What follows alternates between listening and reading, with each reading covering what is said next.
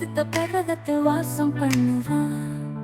கர்த்தாவே யாரும் உடைய கூடாரத்தில் தங்குவான். யாரும் உடைய பரிசுத்த பர்வதத்தில் வாசம் பண்ணுவான். சங்கீதம் 15:1.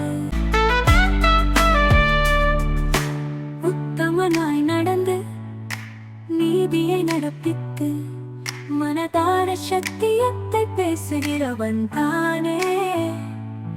சங்கீதம் 15:2. கர்த்தரில் அல்லாமல்